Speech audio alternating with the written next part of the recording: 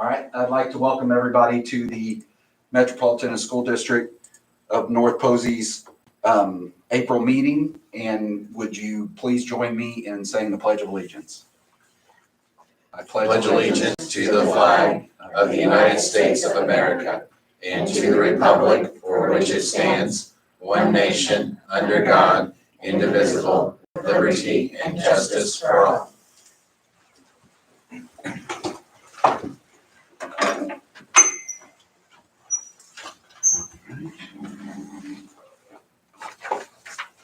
Amy, we didn't have any patron concerns?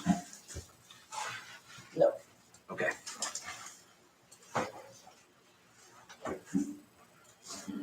All right, first item on the agenda is the minutes, claim docket, and consent items.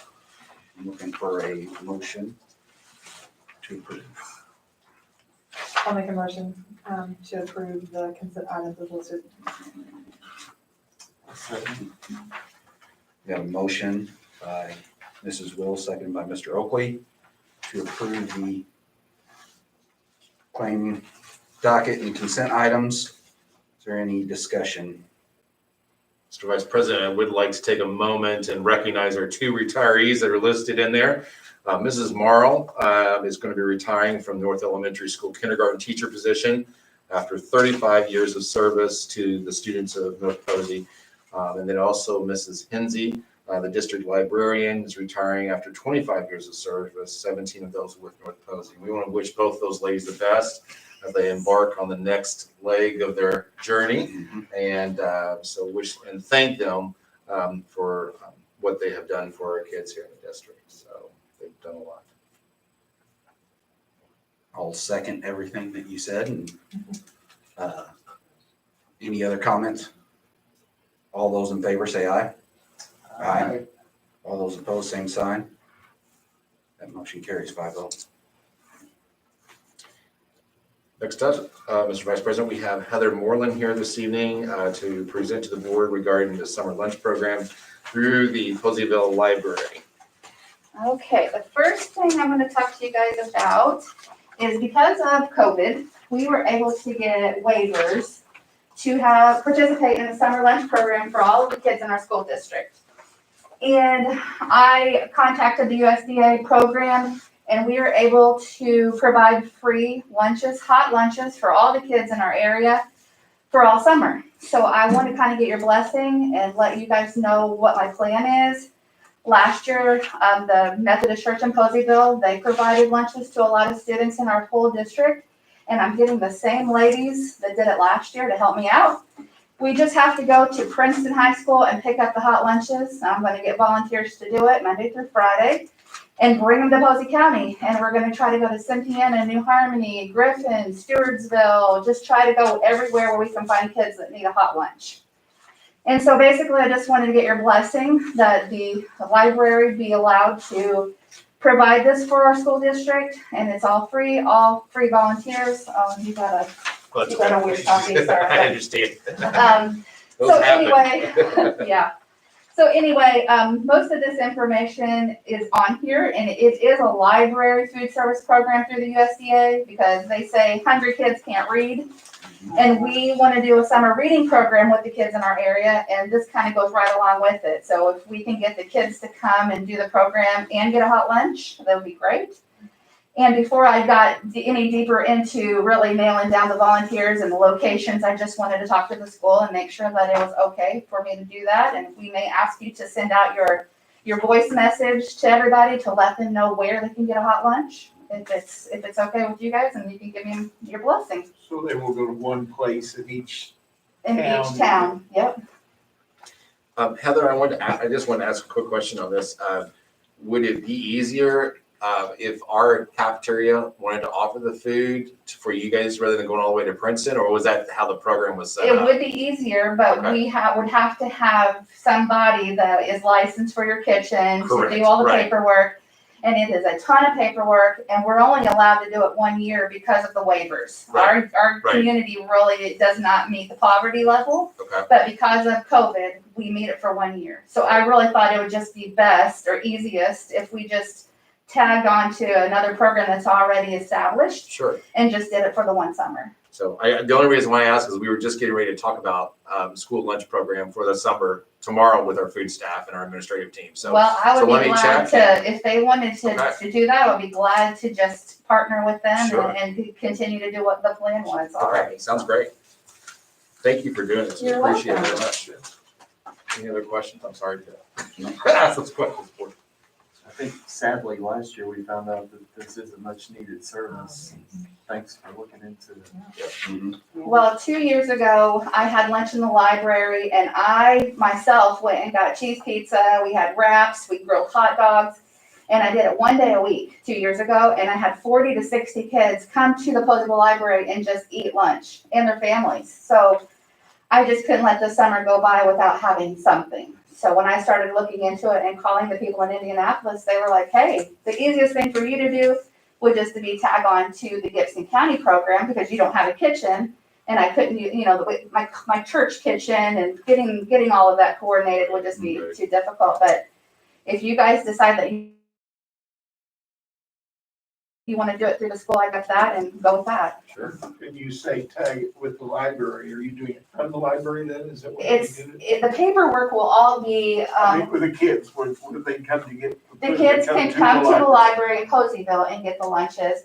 And I'll have volunteers that will go to all the other towns. So I figured the town hall in Cynthiana would be a good location. And the post office in Wadesville, the post office in Griffin, because I have connections. My husband will be working at the Griffin post office. So I was trying to find a centralized location where kids could walk to come and get their I lunch. think the library would do it in Harmony. That would be great. And I know you're, I can contact them if you want me to. I know him, so I can call him too. Yeah, that would be a good place for New Harmony. So yeah, I was just gonna get as many people to volunteer as possible. We've already got a lot of people that said that they would go and pick up the lunches and bring them to Poseyville. And then other people said that they would do this. And there's also an option, the lady in Princeton that said on Fridays, she may also prepare brown bags to give them for the weekends. So if they come to get a hot lunch, they may get 2 brown bags for the weekend, because she's doing all that for her community already. And to add on a few more, she was like, go for it. So that's nice. Good. So if that's okay with you guys. Yeah, go. That's a Okay. great program. My second thing is something that's been ongoing since I took over the director job in 2018.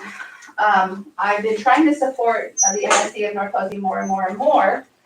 And just for Mr. Galvin, my board is made up of members of you guys always appoint a couple people, the county council and the commissioners. So I really try to support our school district as much as I can.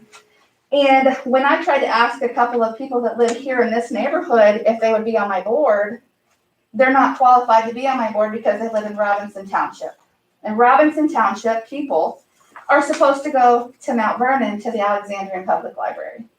Because of the way the townships were all broken up, I don't know how Robinson didn't get included, but you'll see in this packet that all the tax money for the other townships, it's kind of tied to the school district. So of course, Griffin, North Posey, Poseyville Library, Mars, Mount Vernon, Alexandrian Library, Bethel. You can see the tax dollars are almost always tied to where they live, and the school district coincides with that, except for Robinson. So I went to the county council meeting and I gave them this packet, and we've talked with them. We've talked to the government, local government finance. We've talked to everybody. It's not a legislative problem, so they're not gonna do it at the, legislative, level. So what they tell me, the lawyers tell me, is that all we have to do is have a resolution that the Poseyville Library signs and the Alexandrian Library signs that says we can change the Robinson Township to the Poseyville Library. So that's my next step. I'm asking the school board to maybe write a letter of support that just says we support Robinson Township being changed over to the Poseyville Carnegie Public Library Library District. And if I can get enough people on board to support this that says, yes, we would rather go 7 miles to Poseyville rather than 15 miles to Mount Vernon, then I will be able to get this changed. And I've got the county council on board. All the county council says, yes, this needs to be done. And the lawyers are telling us it just has to be collaborative. They have to give me that township back. So Have you talked to them about that? Well, we're on the agenda. We're getting ready to be on the agenda for their next board meeting. So if you also need signatures or letters from taxpayers in Robinson to support a letter, Yes. just let me know. Yes, I do. And our board meets tomorrow night and we have that on our agenda to figure out the best way to do that. Should we send a postcard out that people will check mark and mail it back, pre-postage postcard? Or we're trying to figure out what's the best way to get the people in that township to say, yes, I want Poseyville to be my library. Heather, Yes. could you tell them about the numbers of those people who come to our library? Well, and Linda Rising is my board president. I did not introduce her. She came along with me. I've been pulling numbers of active library card holders, and so far I have a couple hundred people that I've already given library cards to that because they live in this area. If your kid goes here, Yeah. I'm gonna give you a library card. You don't Yeah. turn anybody Say, I've down. got two No. kids. They don't have Uh-huh. representation on the board or the tax money from that. Right. So I'm not getting the tax money for all the people in this school district or in the South Terrace school area. But I still let any student in MSD of North Posey get a library card. So I'm just going to be begging for as much support as I can get to get that township under our district. So that's what I'm here today, is to let you guys know what I've been doing, why I'm doing it. You have this packet that I gave to the county council. I got the county council on board.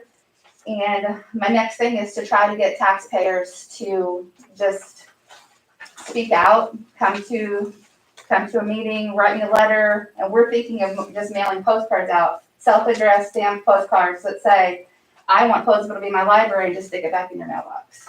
So that's what we're thinking we'll do. And Harmony Township is separate because of the Working Men's Institute. Yes, they automatically go to work. Our tax money goes to the Working Men's Institute. Yes. Yes. But I still let any kid that goes to North Posey, even if they live in New Harmony, have a library card. Because a lot of times I will check books out for them and I'll deliver it to the high school or the junior high, and I'll go back and pick them up. Because I think it's important for kids to read. And we want to grow our library, and Alexandrian is getting bigger and bigger and bigger. And the last thing I want to ask is the next time that you have a minibus that's up for sale, that you offer it to our library so we can turn it into a little mobile library. So we can start doing what they're doing, a bookmobile. So good. So we're trying to grow, and we just had a bond, and we have remodeled the library. We've got a new handicap lift. We're getting new windows, new roof. We bought the property behind us. Now we're ready to start taking off and growing and doing better things. If we can get our township, that'll give us a little more money. So, Just need a letter of support from the school board, and we'll get that to you, and I can also give you a letter of support as well. thank you very much. You did it, taking the action on that. I don't think you do, really. Okay. So, okay, so if nothing else, if she needs it right away, we can just use your stamps and stamp it. So, Okay, it's all. yeah. We can mail it out to you, so, yeah, unless you want to do a vote so that you're publicly in support of that. It's not. It might not hurt. It wouldn't hurt. I don't know. Okay, so I'm looking for a motion to, for Mr. Galvin to pen a letter of support to the library to Move Robinson move Robinson Township from Alexandria. from Alexandria Public Library to the Poseyville Carnegie Library. I'd also approve the summer program too. I was gonna say, what about the lunch program? Do we need to make a motion on that as well? I would while you're doing it. We can do two separate Do a ones. separate one. Yep. I'll make that motion. Okay, Did you get all that? I do. so we have a Motion by Mr. Colley, second by Mr. Oakley. Do we have any other discussion on the item? All those in favor say aye. Aye. All those opposed, same sign. Motion carries 4-0.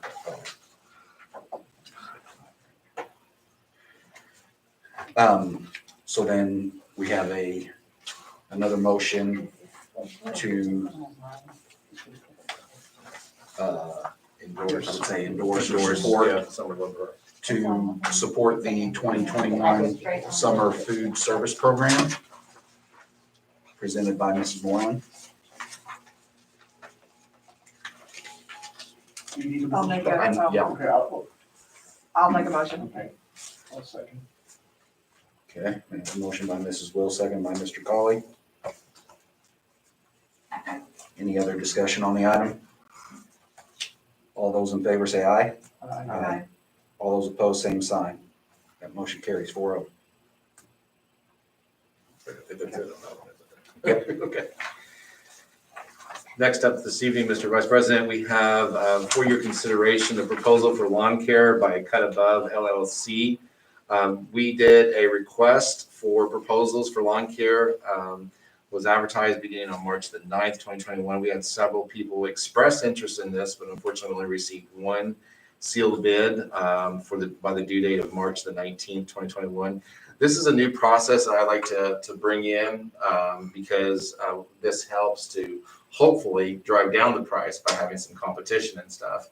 In this situation here, I think in the past, we've had college students and some people like that have mowed the grass, some retired teachers or teachers that have done it as well. And we really didn't have anybody come forward this year and express that interest and stuff. So we did the bidding process. You have there the prices that to handle those things. That is including weed eating, that is including mowing, as well as blowing off the sidewalks and things for your consideration.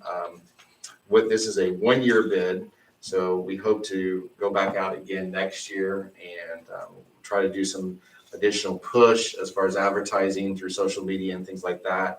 Like I said, we had, I think probably 3 or 4 people that came in and actually picked up packets for the bids, but we only had one returned. So I'll be more than happy to answer any other questions. But we're hoping that in the future, as people get used to this process, that we'll have more bids and more competition and things. So. How would this, as far as the equipment that we have now, are we still gonna maintain? We're gonna hang on to that equipment just in case this does not work. It's Jerry and I talked about that, whether we wanted to sell it or not. And I said, let's hang on to it and see if this works this year. We may be in a situation next year, we have, a couple of retired teachers that come back to us and say, hey, we're willing to mow it or something, or something like that. We also have some of our athletic fields. Correct. Could use the equipment Yes. potentially. Yeah, so, and just like before we got started, our custodians have been mowing some a little bit as well, so in March and things like that, so. Where does this cost fall in, like what we're paying now? So this is higher than where we were paying previously, because I think last year we had a young college person that did the central office in North Elementary. We had Mr. Rose, who did this facility over here. And then we had, Schmidt boys. Tim Schmidt. Tim Schmidt's sons, I think, did the high school and stuff. So, yeah, And we got another one for the clinic. another one with, Yeah, I mean, we had like 5, 6 people and then it's been I'd say that would be hard to manage It is. too, I would think, so. Yeah. it is. and you've got people that sometimes, we called back one of the college students last year that did a fairly good job. And at first he thought he could do this facility in North Elementary. And then he kind of started looking at his work schedule, and he was only then going to be able to mow on Saturdays and Sundays in June. Well, then if it rains, you're kind of out of luck, and so yeah.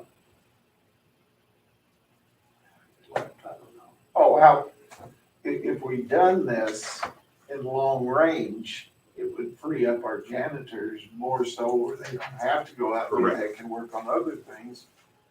Plus, we don't have the wear and tear on the equipment. Hopefully it lasts longer. I didn't think about the athletic fields, but yeah. Yeah. Coaches get pretty particular sometimes. So, so hopefully as we continue to go down this process and this road that, you know, it'll get better and more efficient and people will begin to look for it and stuff. So anyway, we bring that forward this evening for consideration, sir. Looking for a motion to approve the proposal from A Cut Above LLC for mowing. I'll make a motion. Second,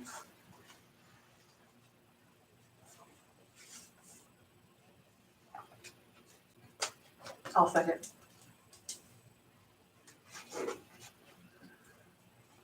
I got a motion by Mr. Colley, second by Mrs. Will to approve the proposal from A Cut Above. Any other discussion on the item? Where are they from? Are they from? Yeah, they're here locally. Yeah. So I do think this process brings some much needed transparency. I think it's a good process. It really does bother me that we only got one bid back, and I'm hoping that that is due to the fact that this is kind of a new thing. We've never put a bid out for this that I'm aware of. So I'm hoping next year we'll have more than one to consider. Would it be, is it consideration, could it be possible that they could bid on parts of it? Yes, we wrote it up that This company's gonna do all of it, right? this company is going to do all of it, but we wrote into the bid that, you know, we could have broken out. That's why originally, when I called back our college student who did it last year, he was possibly going to do North Elementary here. So we were going to break that out and just have this company just do the high school complex. Because that facility out there is quite honestly our largest and requires the most time and consideration. And who So decides when it needs to be mowed and when? we will, You will be in contact with them and saying, you Yeah. know, it's been rainy and stuff, South Terrace don't have anything going on, but the high school's got something, let's make sure we get that mowed. So like they're required to come in and check with principals before they mow. They're checking recesses, you know, make sure that they're not mowing during a recess or those kinds of things.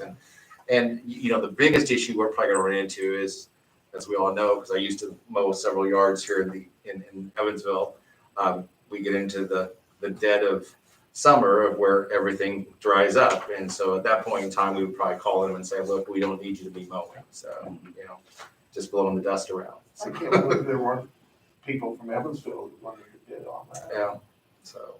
As far as, you said this is a one-year contract, so will we be looking at about this time next year then? We'll probably be looking at it much earlier than the next year and kicking it back a little bit. And like I said, I think you and I talked a little bit about this. We could always, if we're happy with them, we could always say that, hey, you know, we're going to extend you out another year on this contract. So that's part of the option too, that we can just say it's a 1 year too. So we can also close the agreement at any point in time. I think the contract, and I'm going from memory here, Greg, I think it was 30 days notice. Okay. Yeah. So, By either party. Mm-hmm. yes, by either party. Anything else? All those in favor say aye. Aye. All those opposed, same sign. I am based only on the fact that we received one bid. Like I said, I really do appreciate the process. All right, that motion carries 3-1. Okay, next up this evening, we have run out of fuel that we purchased ahead of time. So we're bringing forward this evening the purchase of 5,000 gallons of gasoline and 5,000 gallons of diesel. The diesel will take us pretty well through possibly the first part of next year. It's about 25%, if I remember correctly, of what we normally buy. And then the gasoline is only going to take us through the first 2 months. And the reason why is right now the price of gasoline is so volatile. Wabash Valley is recommending that we just get 2 months worth and then kind of go from there. So this is who we have used in the past. So we went back to them again. So just kind of bringing forward this recommendation. And the other thing that Jerry told me that they usually they're really good to us in the fact that if the open market is much cheaper, they will use, they'll go out and use that gas rather than pulling from our reserves and stuff. So they try to make sure that they're giving us the best price as they go through that. So, but anyway, just wanted to kind of, and this is about $1 jump on both of them from where we were. So definitely. What does that But it's- equal per gallon? I mean, I don't. $1 per That's the gallon. price, is that? Yeah, that price per gallon up there is $2.12. Oh, price per, oh, I'm Yeah. sorry. Yeah. And that's the diesel, and then $2.39 for the, and I want to say like, once again, I don't have it in front of me, but it was like 90 cents the last time we did gas. Mhm. So, But it's also gone up significantly at Oh, the yeah. pump as well. So they were all back looking for that cheapest gas station in town, so. So we bring that forward this evening for your consideration, so. looking for a motion to approve the contract with Wabash Valley. I'll make a motion to approve the contract with Wabash Valley. I'll second it. Got a motion by Mr. Oakley, second by Mr. Colley. Any other discussion? All those in favor say aye. Aye. All those opposed, same sign. That motion carries 4-0. Next up this evening, you have a consideration from Dr. Streeter to request to remove preparing for college and careers as a requirement of the North Posey High School graduates. As you all are aware, we are having lots of changes come down from the state with the career pathways. This is a class that is no longer being required as part of the pathway. And so to try to free up some other options for our kids, Dr. Streeter is asking that this be removed from our requirements. Looking for a We'll still motion. have the class. I'm sorry. Go ahead. I'm not sure. Let's see. We will still have it for, I think we'll still have it for our junior high, because I believe that that's kind of what that class is called, that is careers. But I don't believe we're going to be offering it in the high school. except for next year for the current juniors. Yes, yeah. Yeah, that's kind of what you're referring to, Greg. There's going to be a big transition. There's, actually next year we will have 3 different groups in the high school on different graduation requirements. So it's getting pretty taxing for our counselors right now. So yeah. But I can find that out, Mr. Colley. and let you know Okay, that. So, yeah. I just wonder, I thought I'd subbed in every class out there. I don't remember subbing. Yeah. All right, I'm looking for a motion to approve the request to remove preparing for college and careers from the high school I'll requirements. make a motion to approve Dr. Streeter's request. Second, I'll second it. motion by Mr. Oakley, second by Mr. Colley. Any other discussion? All those in favor say aye. Aye. Aye. All those opposed, same sign. That motion carries 4-0. Next up this evening, we are considering or bringing forward for your consideration the textbook adoption. This year, we are adopting social studies. And so I've asked our different representatives from our different groups to come and just do a short presentation so that you kind of know what those new textbooks are going to look like and cost and those kinds of things. So Which one's going I first? believe we have a dynamic duo up first. Is that right?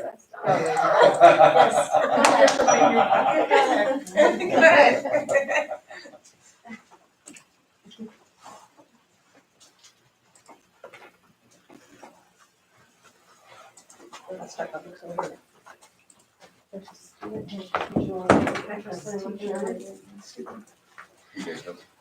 Okay, and I'm Donna McGinnis. I teach 6th grade at South Terrace. Tracy Newcomer, and I teach 6th grade at North Elementary. And we chose 6th grade and 8th grade, and our younger grades are also choosing McGraw-Hill, but the 6th grade and the 7th grade books are go together. In sixth grade, we teach the Western world. And when they go to the seventh grade, they will be in the same type of book and it will be called the Eastern Hemisphere. And so our books, the curriculum they go in with each other. One feature that we liked about McGraw-Hill is that it is a Google certified company. Which means that their materials are very easily integrated into Google Classroom.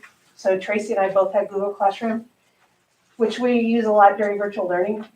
The items that are in our teacher edition, we can choose one.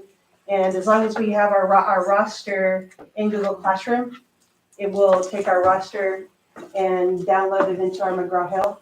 And so they go together. Anytime we add somebody to our Google Classroom, it will automatically upload into McGraw-Hill. And so we only have to add it once and it automatically integrates. And Jody does most of that work for us, but it works for our reading and it's worked very smoothly. The other thing about McGraw-Hill is that they work together with Clever, which is currently our platform. And they also work together with Canvas. And so the things that are integrated into McGraw-Hill, we can put into our Google Classroom with just a couple of clicks. And we can put it into our Canvas with just a couple of clicks, which both of us really, really, really liked. Yes. Yep. Okay, so some of the things I was gonna show you, because this is the same textbook company we do use for reading for sixth grade. And when we were adopting that, it just stands out above the rest of the companies. There are really none that even compare. So the technology is one of the things we love. So, and like far as lesson plans, I don't know if that's touch or not. It's not, okay. So scroll down, sorry, Amy, right there. So like, for example, go to right here, chapter resources at a glance, just to give you a couple ideas. The maps are one of the things that I absolutely love. So if you go to chapter level resources, it has over here, let's see if we can find a map, right here. These maps are interactive. Yes, and so you can, just with the touch of a button over here, you can change it from a physical map to a political map to population map, resource maps. You can even, you can move the navigator around. So if you want to move over here and you can see Canada, you can see Mexico. It's fantastic. I love That's not that. going to just appear in our Right. computer because it's integrated with Canvas and Clever. The kids are going to see the same interactive map on their devices as well. Yes. They also have whiteboard activities. So like, for example, they have drag and drop activities. That's what I love about it. With so much with social studies, you can read and you can go over the lessons, but how much of it is actually sticking? So you want to do that checking, building interest and checking to see if they have understanding. So they have whiteboard activities that you can put up at any time, have the kids do drag and drops. Do they understand it? One of the things Donna and I loved when we were listening to the virtual textbook sales pitch was something called Learn Smart. And it's actually little questions that we can assign them in the middle of the lesson. They go in and they answer it, but after they answer it, they also have to check if they know it, they think they know it, they're unsure, or they have no idea if they had it right. So then we know, okay, well, they had confidence that they knew this right. This is what I love the most. If they do get it wrong, there's a little challenge button and they can type a challenge. They're going to challenge and say, well, Mrs. Newcomer, I think this is right because, and then they are using their own voice and they're telling me why they think their answer was right. I love that. So there's a Learn Smart for every single chapter that we teach. We can do a pre-Learn Smart activity. We can present them in the middle of the chapter, or then they can also use it at the end of the chapter if they will, while before they're taking the test, and use it as a learning tool to see what they know about the chapter and what they need to go back into the book to learn more about before they take a test. It's really written almost like a nonfiction, well, it's nonfiction, obviously, but a reading book. So you have the essential questions. So you're, like, we're teaching reading during our language arts time, but I feel like we're carrying over that language arts time in social studies, and nonfiction is one of the things they struggle the most with in testing. So I love how they have there's a journal that they can type or write in. All of these things are things that we have access to. They also have project-based learning, which is fantastic. Some of the activities, they have those, I don't know, there's 6 pages of project-based learning activities that go with our lesson. And that's our STEM. So some of the ones I wrote down that I thought were cool, they could do a digital scrapbook over their family history. They would make a travel brochure. This one I also love since I do the Sling Studio. Over at Northwoods, they actually would write a news broadcast over one of the countries that we were studying. They would actually do some research and do a news broadcast. So those are some of the project-based learning that is also offered through McGraw-Hill, so. Yeah. This is what the teacher dashboard looks like when we get on to manage and assign or to do our lesson plans. Our assessments are everything's obviously right across the top. Learn Smart is at the top, so we can just pick out our chapter and decide what lesson we want to do or what chapter we're on, and we push that out to our kids so they can do it on their own devices. The thing that really puts McGraw-Hill above anything else is that they have 2 current event options. One of it's called BTW, which means by the way. If you click on that for me. They're by the way activities.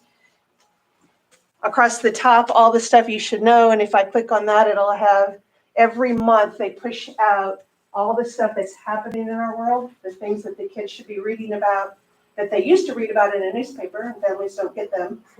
And they're not being thrown on our porches anymore. So all the stuff that is happening in our world is listed under the stuff you should know. But there's also, if you'll push home for me again, all the by the ways, you can see all the tags, things that are happening. They're also plotting or pushing out things daily. And by the way, just little bits of information that kids normally would have read in the newspaper. They also have the current event option. Is this touchscreen? I don't think it is. Go back one more. Maybe not. She may have to close that one and go back to there you go. Gotta go back one more though.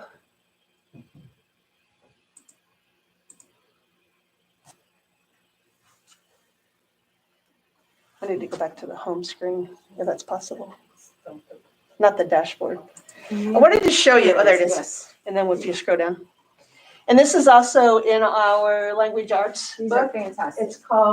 They're called Sync Blast. And, yep, Mhm. McGraw-Hill actually puts out a new sync every week. So there's a new blast that comes out every week. They do the same thing for our language arts book. If I push the filter, I can go to US News and there are 99 blasts. Push enter for me. Maybe. Oh, here they are, they're at the bottom, if you'll scroll up.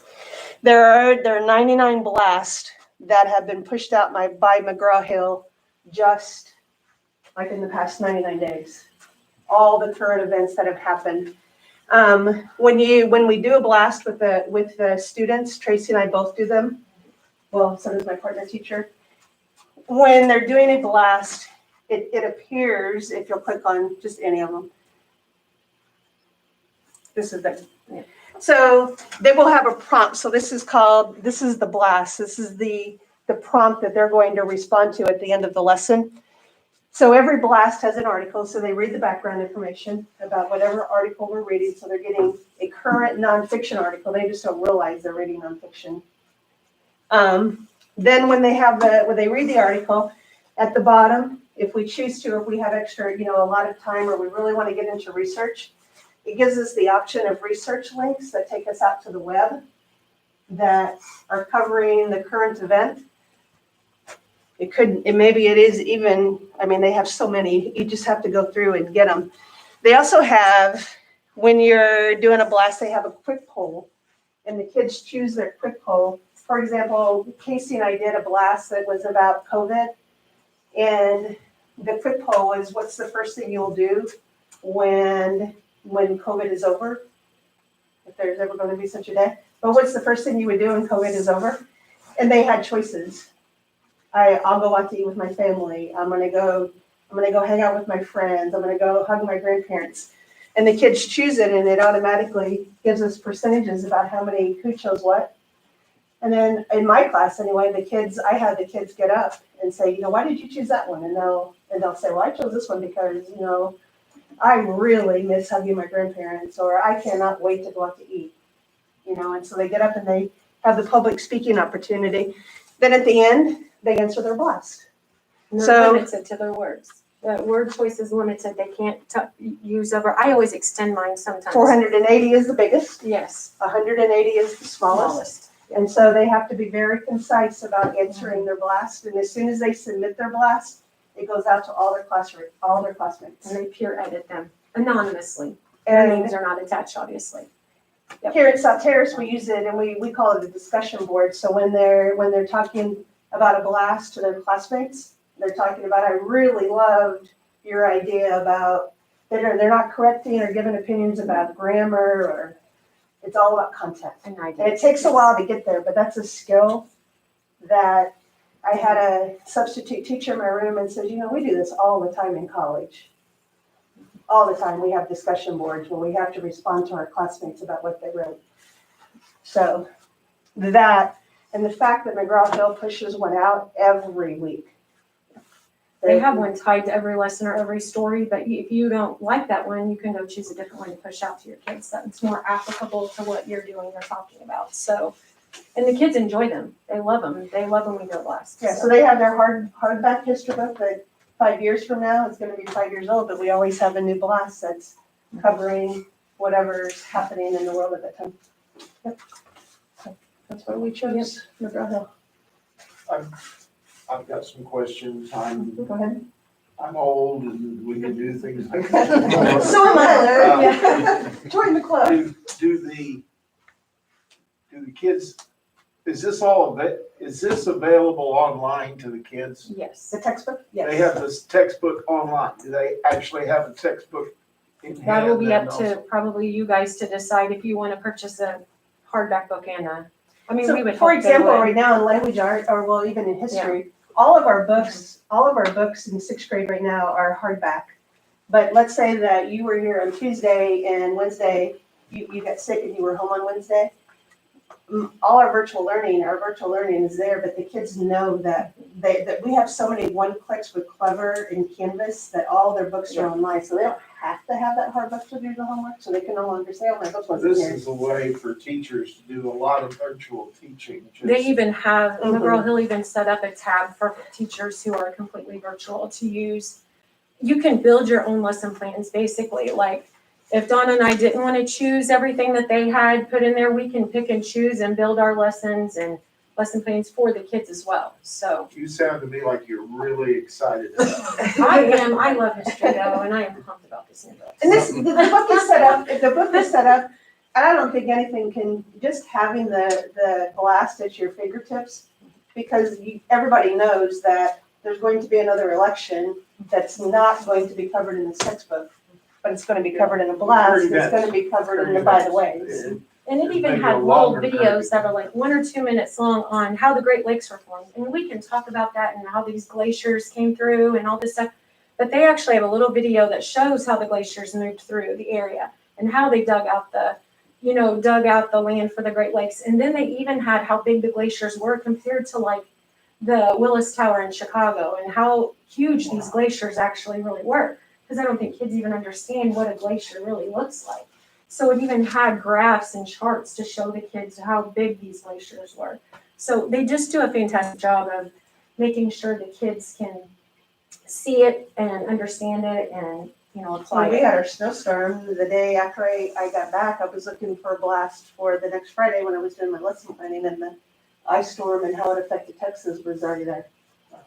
So we were able to teach that 2 weeks after it happened. I would love to do the glacier thing, because I hope to go out and see it the next Yeah, year. it's pretty awesome. Yes, even though these are both sixth grade teachers from both buildings, the other grades that were involved, there was not even, they all came to me with the same like unanimous hands down, we don't even want to look at anything else. So it was grade level represented across the board. This is the Mercedes.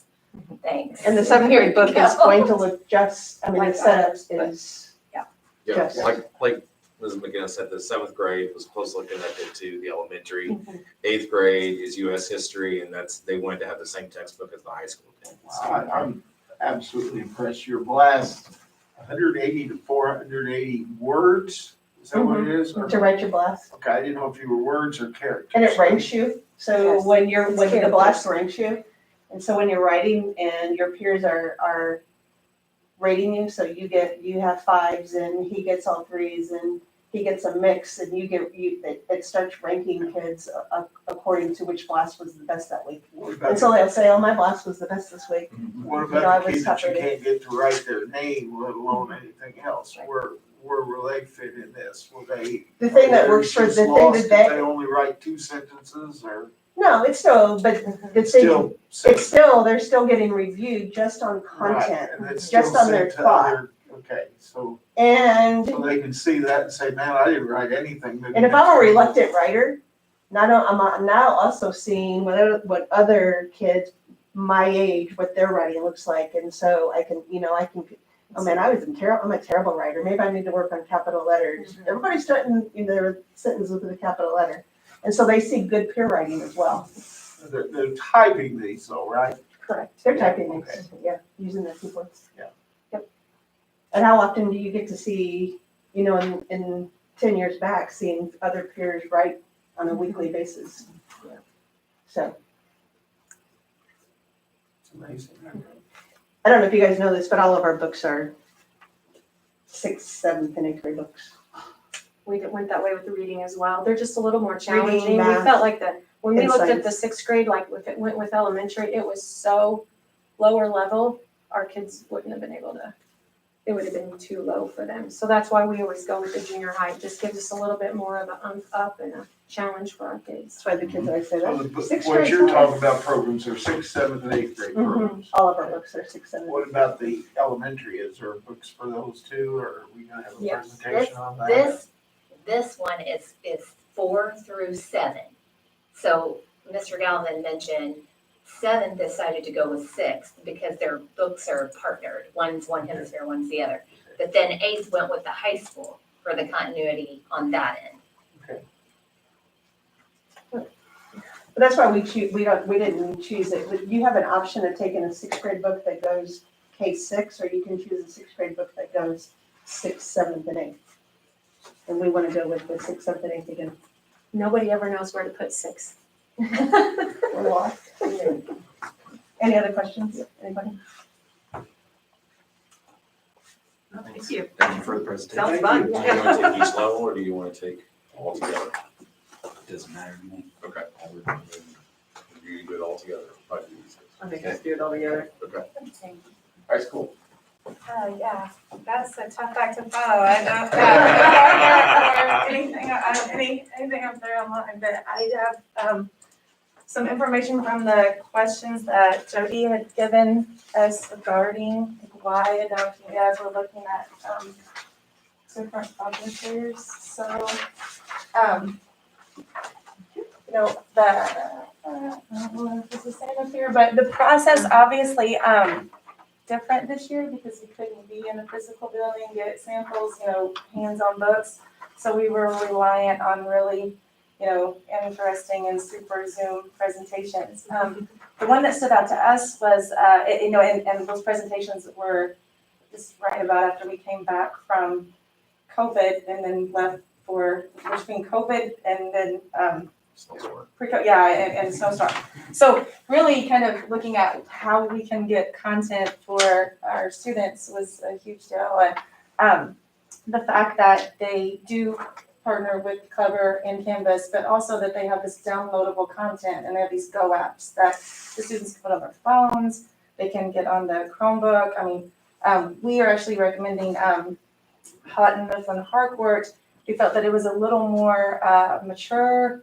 The things like interactive Supreme Court cases. They also have a current events option, but they have partnered with the History Channel, which if you ever watch the History Channel, they always kind of relevant what's going on, today. They can bring things up, like for instance, the coronavirus, they have lessons, primary sources, videos, all of these pictures of the Spanish flu. Students are like, weren't they wearing masks this big? And no, and it's to watch them. Like right now, we're having to go find that stuff individually and post it to Canvas. Whereas HMH had this whole lesson, and, History Channel short, they have these, they're called history shorts to go with every lesson and, to go through, the history timeline as we go, and makes it really interesting. Again, I'm just gonna follow this a little bit. You guys did a great job. I should have went first. Mr. Barrett is actually using Houghton Mifflin Harcourt right now in the junior high, a little more recent book than what we're using in high school. And he, since he has also done the high school, he can compare the books. He really likes them. He really likes and he has actually been using the sample license, the digital license, really likes it. Getting a class set of physical books, like you said before, is the hope, some kind of hard copies for our students with accommodations and internet outages. But again, the HMH aligns with our curriculum and technology. They are already 7 modules at the high school level. We use Canvas pretty exclusively. Houghton Mifflin Harcourt already has their content for their lessons and chapters in modules, so they flow right into Canvas. They have a middleman called Common Cartridge. It's free with digital licenses that will allow all that content to flow into Canvas, and much like McGraw-Hill and a lot of the publishers, then it will once we add students to Canvas, it will flow right into, the students will be signed up and flow right into the module within HMH itself. They actually are set up on Google Classroom, so they are also Google approved. That's what that's kind of how they present, what they have now. But they work with Canvas. They're familiar with Canvas learning platform. Like I said, that's why they're using Common Cartridge, because they have such success with it. Again, you're able to use it offline. You're able to download extra lessons and material. In a situation where we know there's going to be a storm, and when we can tell the students, go ahead and download this, you'll have this content available to you. They can use it they can work with their phones. They can work with their Chromebooks. I mean, sometimes I think it's just a Chromebook issue, but if they can get on their phones and submit something or do something, it's not always that they have to have the Chromebook in front of them. Student materials, the assessments, the assignments, they have a lot of project-based, they have essential questions. They're really pushing the writing prompts to go along with the content, which is important, social studies in English. The Alliance should have been, for a long time, and they're really pushing those and those writing standards. What's really interesting for the teacher materials, there's a teacher corner, so that is online, so teachers can give feedback to each other. You have a whole support system there. This is what's worked, this is what didn't. They have professional development that you can get free through their online teacher digital resource, and that could be general or content specific. You kind of go ahead and set that up, and the rep has been awesome as far as getting that. So if we're in social studies and we want to look at ways to bring more primary sources into our lessons, or something like that. They will provide that, things like that. Let's see, they have the different purchasing options. We've got the 6-year adoption. Again, they have both the hard copies and digital options. Like I said, Google Canvas friendly. Mr. Barrett, who has been using the sample license, he's really impressed. He said the content organization is improved. It's easy to work with. They have interactive Supreme Court cases. So, they present the material like the Supreme Court cases, primary sources, even the questions. You're able to choose Lexile levels. So for a student, for instance, we have students who sometimes leave the classroom for specific accommodations. And if that's not a possibility, we can choose, specific Lexile levels or closed captioning options on the reading and the text, which, makes it huge. Again, McGraw-Hill and HMH were the two that we were looking at. The HMH just seemed a little more mature. It seemed pushing the students a little higher with their primary sources, with the expectations of things that they're going to be looking at now. You have the documents, Constitution, different things that they had within that publisher. So a big thing that we also wanted to make sure, and I hate to tell you how many times I've emailed and called and talked to the representative, is that they try to remain very centrist. They're headquartered in Texas, Florida, and Massachusetts. They realize the different political backgrounds going on right now, the different socioeconomic statuses. And so they pride themselves on taking a very centered role in government history. They're not revisionist. They really want to stay traditional so that they can appeal across the board. So we thought that was really impressive also. This is one thing that I had a conversation with all of our staff about as we were discussing this is, we're seeing, whether you want to call it rewriting of American history or things like that, we really wanted to make sure that, we weren't seeing that come through the textbooks. I'm sorry. And, oh, that's fine. And so that was one area that we asked, I asked the teachers to specifically look at, that to make sure that we're not having those kinds of things kind of come into that. And I know that, as the two teachers, as two ladies earlier were talking about with the current events, I know they watch those very closely as well, to make sure that, those current events that are coming out is appropriate for our kids. Right. So. Yeah. And in movies like we talked about sociology, there's a way to present facts and subjects without letting the teachers, kind of gauge where their students at, their communities are at, and also letting the students, a lot of project-based, which I really like, especially for different ability levels, when you're talking about different accommodating, it just really allows for a lot more project-based and a lot more interaction with the students and collaborative learning amongst them. So the history book, I have to apologize, to the other teacher that's going to teach American history, and he had it at home. So. I apologize for not having more with digital, but if there's anything or any questions you have, like I said, I have been talking to him a lot. Hopefully I can answer anything for you. Any questions? I got all kinds of questions since I used to be a teacher, I guess. I don't know. That's great, Larry, that's great. How's this compare with what you had 6 years ago when you adopted them? Well, I wasn't in the history department 6 years ago. And what you're using currently, how is it leaps and bounds and? With what we're using currently, leaps and bounds, yes. I'm going to be honest with you. I do a lot. We do a lot outside the current textbook, just because there's so little. Like I said, there's so few resources that are tied to our current textbook outside of just like online worksheets. Now, I'm sorry. I was going to say, as a health teacher, I was constantly having to add things and look at That's things. what we're and have doing them- now. And have them research and do all this. So to have And that was before we even had the web, Absolutely. So to have, these what they're called history shorts, like with the History Channel, where they're coming in with these almost bell ringer type videos and then prompting an essential question afterwards. And that really leads a discussion that, the students don't even necessarily realize that this is applying to them, we're talking about the Red Scare and how it emerged and actually the different types of economic systems as they're, looking historically at that. Like I said, looking at the Spanish flu and how it compares to coronavirus. And there's so much out there. There's so much, prohibition. There's so much out there that they, sometimes get turned off as soon as they sit down and you give them these videos and these visuals and these ways to interact. We actually use the discussion board within Canvas a lot because it allows, it allows them to provide feedback to each other. It allows us to monitor it and get on and I can, send one message out to everybody. I can get in there and it goes to everyone. And the fact that flows, that the information can flow right into Canvas is huge for us who've been working with Canvas as our suggested platform. But what's also important, I thought, is that, if we ever decide to get away from that Google Classroom, it's already, that's how they sell it. That's where they show it, Google Classroom, that's their presentation. So I think that was really important also. So.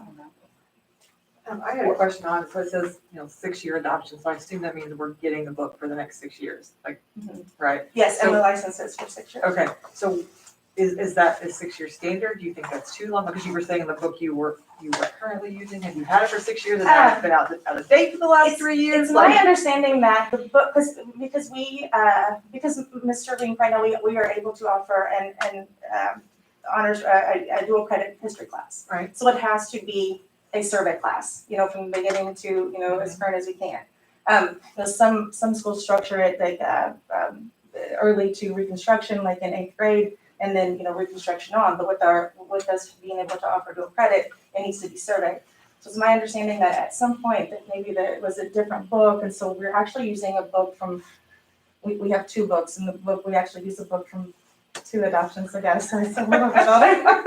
So I don't necessarily think, again, they have, their history shorts are updated, they have current event options, that their writing prompts, are continually updated. He told me, because this is my question, and I have 3 boys, and I always never spend money on myself, always looking ways to like find stuff, so I'm like, do we need to get digital licenses for everybody, or can I just get one and like copy and paste it into Canvas? Because we have Canvas now, you know what I mean? And as a rep, I'm sure, he's like, what? Why did you ask that? But, that was his point of it. He's like, but those licenses, and while they will, transfer every year to the new history students, he's like, we are putting new and updated materials in there. We are putting more current events in there. And like I'm sure with McGraw-Hill and many publishers, you can pick and choose. We just felt that the material, the way that it is presented, like I said, going back to the amendments, the interaction with the Supreme Court cases, it was just a little bit more mature, and holding those students' attention, making them feel like, that they are, giving them that pre-adult respect, and giving them things that are going to challenge them. I think it helps to engage them. That's one of the That's nice what things I'm about looking it being digital is that they can update You it. can update things. Yeah. I mean, they don't rewrite the whole textbook, but they can throw some more Absolutely. relevant kinds of things into it. Does H, in That's HGH, does it, we saw their presentation with things that do you have that same, do you feel that you have that same type of capability? Yes. That's what I thought you were Yes. saying earlier. Yes. One of the things I like about this is that, kids all learn differently. Yes. And there's no way of reaching every kid, but I think with the tools you've got here, you're able to reach a lot more kids this way. Mm-hmm. And I think that's important. I don't know. And I still don't understand. I know when I was in school, you bought textbooks from whoever was in the class the year before and those things like that. But now, I remember it's been every 6 years. So now we're adopting just history books, right? Or just social studies. Yes. History and social studies. And economics, I believe, which just kind of falls between, And I, as a parent, I take it that every kid doesn't get a history book now, or they are gonna get a history book. I think, and I'm looking at Amy because I think what we've been moving towards in this district is more of an electronic version. I think so. I don't know if they've got like a class set, maybe. They do a class set, and then the 6-year thing, what really that is to help the cost to the student. Mhm. So when we do the book rental, when they calculate that book rental, they're taking the cost of the book and they're dividing that out by 6, so that you're paying for it that way. Mhm. So that's more so what that 6-year number is to help with that cost. And you were talking about a license or something like that, where you So it's unique to every pay student. for the access for each kid to be able to get on there, and then the parents pay for that rather than actually pay for a book. Yep. I think it's good to have the books there available, but the way kids are today, I don't think very many of them use it if they know that it's I online think and they're- everything. I think they're important to have like in resource rooms. There are sometimes we've had parents request them, and I don't, I think that's worked out, goes through the principal to see. And, if I had a kid in a class like that and they needed help from home, I don't think I could help with a computer. I don't even begin to, Right. I was so lost when they were bouncing around earlier. but Right. I think. So if you're saying that it's there's- easier If probably there's in a copy of it available. No, but like the political cartoons and just like the Jim Crow lyrics and things to understand it, so that the kids understand, they hear things and so they understand. And what was really impressive, I found that stuff on my own, but it was impressive working with Mr. Barrett to see that these types of primary documents and sources were there, and then there is excerpts for students to kind of help tie the information to what we're doing, and then even with that there are different lexile levels of explanation. And, so students, if they're not in class, if we are in a virtual situation, or they're sick, or it's extended, they're out for an extended time, if I can't get her to explain it, they could, they can tweak and find something that helps explain it to them, or find a way that they can get it, so. Mhm. Yes. Anything else? I think they're great. Maybe it's something we've been doing all along, but I'm not aware of what was there, and I'm excited about it. I think it's really good.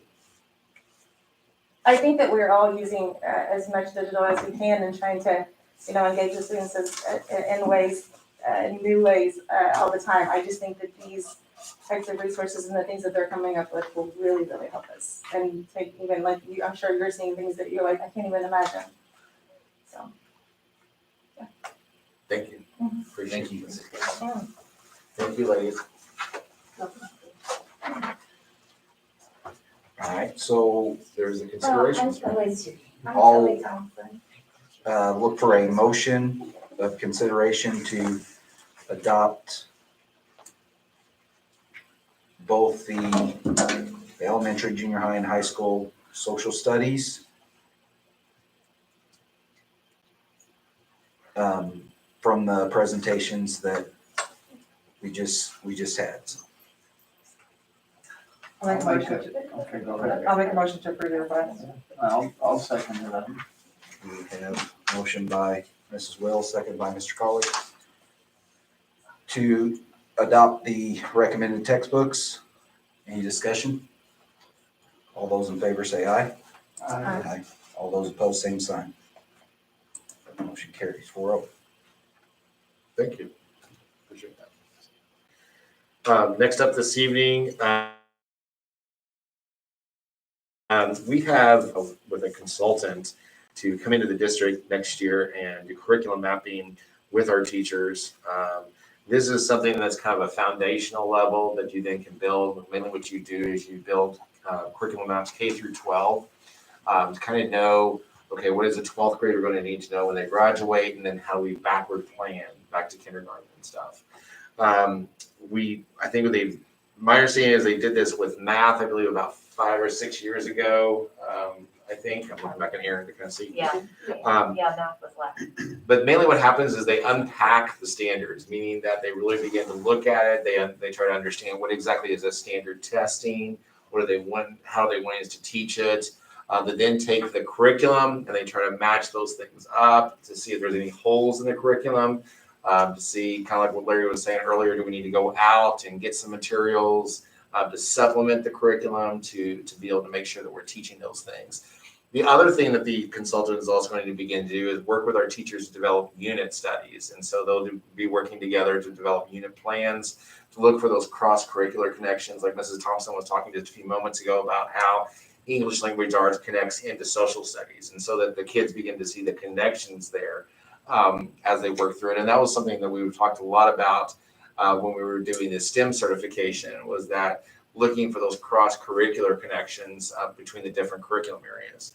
And then the final thing that the team will actually do is they'll be working with the teachers to really begin to develop rigorous lesson plans. And so a lot of times what I've seen happening is that, the expectations has increased and we're still teaching the way we've taught in the past. And so therefore, how do we increase those rigorous expectations and stuff? How do we change those lesson plans to push our kids and encourage them even further and stuff? So what we're asking to do, and what I did was I talked to the principals and we looked at a couple of things. One option was to possibly do it during the summertime. Teachers enjoy their summers and we also were going to offer even a stipend with that. The principals really felt like that was not going to be a very good option just because we wanted everyone to be involved in this situation. And the second one was hiring substitutes for teachers to kind of be released and do that. And as I talked to the teachers, as we looked at the cost for the substitutes, the cost was almost going to be as much as getting some additional consultants and bringing them in to just do all the training in one day. The other thing was we just don't have that many substitutes. And so that was the other issue we were going to run into is how do you then say, if you don't have a sub show up one day, how do you say to this teacher, oh, I'm sorry, your sub didn't show up, so you can't go, but everybody else in your building can go. So what we finally decided was we're asking the board if we could for the months of August, September, October, November, and possibly January, to change those early dismissal days to a full day of virtual learning. And so what our teachers would do is they would develop some virtual lessons for the kids. We would provide or build in some lessons, or excuse me, some breaks for the teachers to go check their emails and stuff during the day. And then those consultants would actually come in and work with us K through 12 on that lesson planning and those curriculum maps and stuff. So we're bringing forward that for you for your consideration this evening. This money for this will be paid out of the federal funds that we're receiving. And so we're able to use that for that training and stuff. We're not going to be pulling this out of the education fund that we would normally use for salaries and those kinds of things. So, All right, looking for a motion to consider the school calendar change proposal. Do we do that? Did we have discussion? Do we do that before? Yeah, we can do that after the motion. After the motion, okay. I'll make a motion to approve the request. I'll second. Got a motion by Mr. Oakley, seconded by Mrs. Will. Is there any discussion on the items? Yes. I think it's great that we're able to do the virtual learning and to educate the teachers. And I think kids learn so much better when the kids are in the classroom and they're out. And we've talked about that all through this year. I hesitate to do that unless we're going to get really good results with helping our teachers. As being an ex-teacher and gone through curriculum mapping, I'm not a lot in favor of it. I think that that we've got teachers that are good teachers that sometimes we lose because we're asking them to do all this paperwork instead of teaching. And I think our teachers need to be teaching more. Now, with that said, we've got a lot of teachers that maybe aren't equipped the way they should be. How do you decide who does need this and who doesn't need it is a tough question. I just have a lot of reservations about that. I called Mr. Galvin today and talked to him a little bit about it, and I don't know. My question is how on board are the teachers with doing this? I did go back, Larry, and check, and we have had the conversation and discussion with teachers. And I think the other thing too that we're seeing happen in the field of education that has totally changed from when even you and I taught is that we're having a big turnover anymore. Younger teachers are coming in, and that turnover is sometimes happening quite often. And so what we're seeing happen a lot of times is teachers are coming in and they're really not knowing what to teach and how to teach. And so that curriculum map helps to at least get them on the same page with their team of where they're going to be heading and those kinds of things. So I know even talking to my wife, and we had this experience, and she was a very seasoned teacher and had a tremendous amount of experience. But when we went to the district up north and she walked in to that and did not have curriculum maps at that school, she said it was really hard to figure out, okay, what am I supposed to be doing? What should I know that my first grade teachers have done and those kids came out knowing, and how should I be preparing for third grade? And so that was some of the conversation that she had and stuff. But I agree with you. I think the thing that Larry and I both have gone through is these kinds of professional development opportunities of where they've spent a lot of time and a lot of money, and then they've created a document that's done nothing more than sit on a shelf. And so part of us having a big turnover is because I think the state is chasing a lot of good teachers out of teaching. oh yeah, definitely. And one of the things that's doing that is all the paperwork and all the stuff that they gotta do that's not teaching. And I think I think kids coming out of school should have been in classes in college, they're gonna be teaching them about that. And I know, and I don't know what these here, I talked to you about this and what some of the things you told me that would be going on, I think, that's great, I think that's stuff that they can all use, but I don't know that it's 5 days worth. Right. And there are a lot of teachers that could possibly use the 5 days worth. And, we've talked about that somewhat before. The evaluations and stuff like that, sometimes I think they should be identified and that's a way of moving on with them. I don't know that I've got any set answers one way or the other, but I just. Well, and like I said, I agree wholeheartedly with you. I hate using the virtual days, but I as I looked at all the different aspects of it, Oh, that was yeah, kind of what I came back I to. like the Yeah. virtual days better than the way we used to have to do it on our own time and like that. I think I'm not opposed to the virtual days as much as I'm opposed to the curriculum mapping. And these were days that were set aside as half days anyway. Correct. 2 hours. Yeah.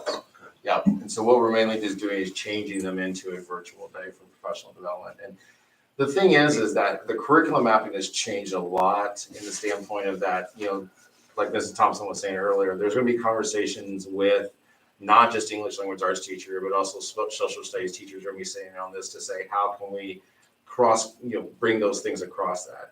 It's really a living document and that the teachers can go into the Google Doc and make changes to it and say, this doesn't work here. This isn't a good resource. We need to move this from here to later in the year or earlier in the year, those kinds of things. This isn't going into the classroom or micromanaging. This is exactly what No. you're teaching. This is Teachers just are still going to be able to guideline. teach the way they want to teach. Yeah. So, because that's the whole thing that I think a lot of times when you see larger corporations is that's almost what happens is that they try to micromanage what's actually being taught and stuff. So, 'Cause my wife would have a lot of the same concerns you brought up. And as an ex-teacher, I can't help but think that a lot of teachers Yep. are feeling that way. And I said when I started this job or whatever, I was gonna be an advocate for teachers, and I'm doing that. And I don't think without me stating this, I'm unnecessarily doing that. and like I said, I agree wholeheartedly with you because I've been involved in all those situations of where it's been nothing more than paperwork. And Or I wouldn't be- allowed to comment, I know one's got their hand up. yeah, and I wouldn't be bringing this forward to you guys if I didn't feel like there was some really valid reasons for it. And then, Mr. Galvin, Yes. from a teacher standpoint, I was part of the curriculum mapping for math.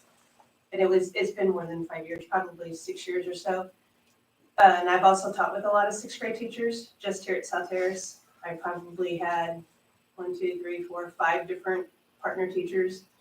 And I've been in sixth grade now probably for, 15 years or so in the same classroom. Without the curriculum map, I wouldn't be able to go to the new teacher and say, so the state of Indiana pushes out what they call power standards. Now there are standards and then there are power standards. The power standards are the ones that if she walks in to teach as a first year teacher and she doesn't know that power standard that I know is there, that's in my curriculum map that I can say, you better make sure you teach this and get to it before you take the state testing. Not that we're teaching to the state testing, but our standards and knowing the difference between a standard that's supposed to be mastered and a standard that I'm touching upon that they're going to master in 8th grade are two different things.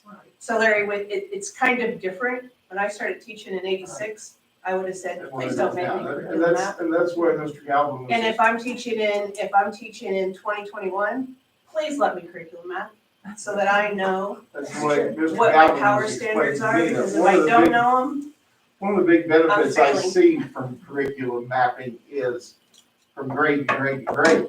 I think that does that with progression or whatever. And like in our department, we have 2 social studies teachers that are leaving, so we are, I'm gonna be I teaching know. something different next year, I know. most likely. And if I'm teaching geography, I taught geography in 6th and 7th grade, it's very different now. So he can hand me everything he's been doing, but he's been doing it in a much different way that does not involve a lot of technology. But if there was a map in place, I feel like it's just like a guideline of instructions or recipe, we can always add our personal touches. If I'm understanding what you're talking about. Yeah, because my curriculum map and math has arrows. They're the ones. Yeah, I feel a lot And better. becoming from English to social studies, like there wasn't one in place and I feel like the process. And the might have other been powerful easier. thing is like I said, this is a foundational level kind of thing. We're all doing iReady right now, which is a benchmark to kind of see, are the kids getting what they need to get and when they need to get it. But if I'm teaching with Donna and we then meet together after the first iReady benchmark, and Donna's kids really blew a standard out of the water and my kids totally bombed it, I can then have a powerful conversation with Donna and say, how did you teach this? You know?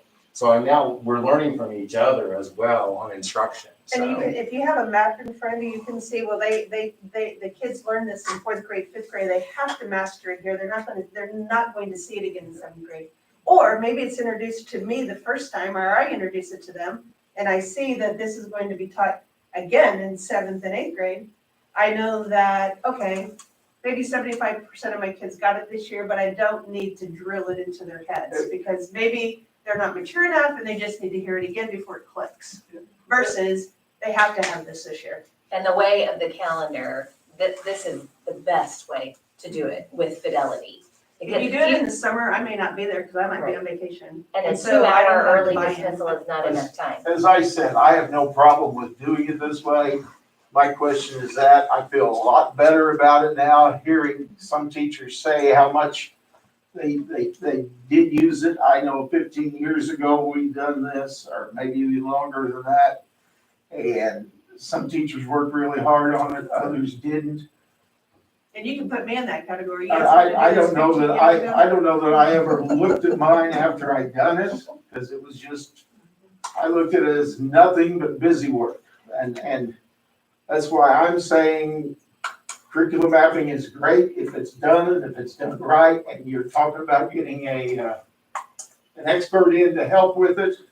That's good, but again, that was my question. I appreciate that. I guess I'll owe Donna some money later on this evening, right?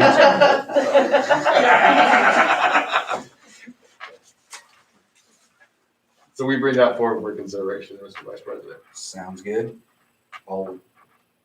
We already have the motion and the second. All those in favor say aye. Aye. All those opposed, same sign. That motion carries 4-0. Next up, underneath professional development, we have Matthew Cox and Cody Mall for the spring coaching clinic in Indianapolis. So we are bringing that forward. Those costs will be paid out of the ECA fund at the high school. For a motion to approve the professional leave request. Make a motion to approve the professional leave request. I'll second. We have a motion by Mr. Oakley, seconded by Mr. Colley to approve the professional leave request. Any discussion on the item? All those in favor say aye. Aye. All those opposed, same sign. Motion carries 4-0. Underneath reports, our COVID-19 update. Currently, we have one student that has tested positive in the district. That is it. We have no one quarantined, no one else. And I'm not going to tell you where that person is because I don't want to draw attention to that one kid. So How come we're back on yellow? I have no idea on that one. So that would be how the state and stuff figures it out. So as you guys are aware, we are planning on doing prom. We put guidelines in. We've worked closely with our health department, and they sent a letter actually just today saying that they are good with prom moving forward. We are doing a live graduation as well. I think that we're gonna get that date to you guys, but that's that Friday night before Memorial Day. So be aware of that. So COVID is going well. So and just to be, I think everyone is aware, because we talked about it earlier this evening, but the governor has required for masks to stay in place until the end of this school year. And then we'll take a look at it for the start of next school year as we move forward. So What about outdoor sporting events? Are they mask free, or do we? wear masks? I think we need to follow the governor's guidelines, but I understand what you're saying with it being outdoor and stuff. So we really not made a huge issue out of it. So as people will come in and things, so. But yeah. Good news report, I apologize, I did not get those from the principal, so I will email that out to you. And the news also asked for them to be sent a copy, so, so I got those, I'll get those to you guys, I apologize. Okay. Anything else for the good of the cause? All right, I'll look for a motion to adjourn. I'll make a motion to adjourn. In a second. Motion by Mr. Colley, second by Mrs. Will. We are adjourned. 8:07. They need to sign anything. I apologize.